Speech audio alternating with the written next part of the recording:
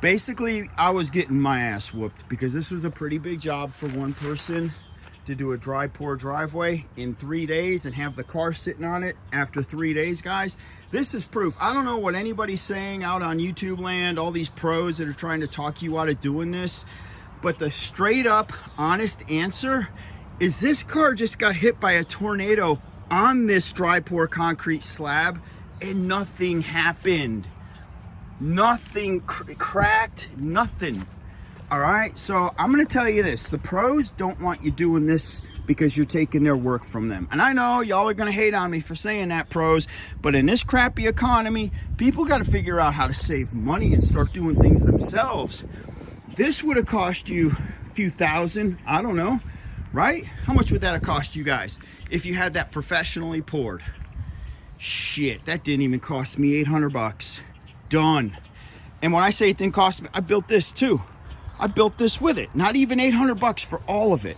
With the planter, the ferns. I got planters back here that I bought. Okay, planter right there that I bought. You take the total of this entire project, and I didn't even spend 800 bucks.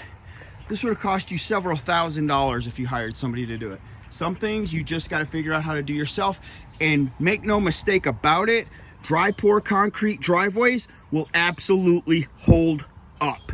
No ifs, ands, or buts about it. So I had mortar here, but then I also, I just lightly kind of salted the mortar, just dusted it to give it a nice kind of antique European look.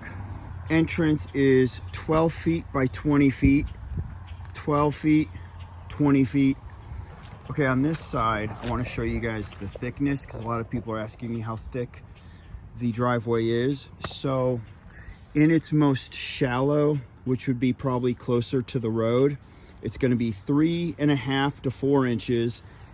And the deepest I've made this driveway, which is going to be dead center to the back, is 7.5 inches. So you can see how thick it gets, like right here. Going towards the back, this is where the frame was, but look how much deeper it goes. So you probably got about 7 inches right there. Another question I get is, did I place stone underneath the driveway? I did not. This is sitting on dirt, and it's also got steel reinforcement rebar going all throughout the driveway. So each piece is connected to the next. I did this in slabs. So this is one slab, next to it's another slab, another slab, another slab.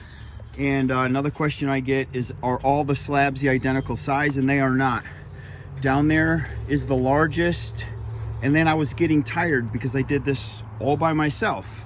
So as I was progressively getting tired, I was making each slab smaller and smaller and smaller, so it would be easier to screed and easier to connect to the next and tie into the next slab.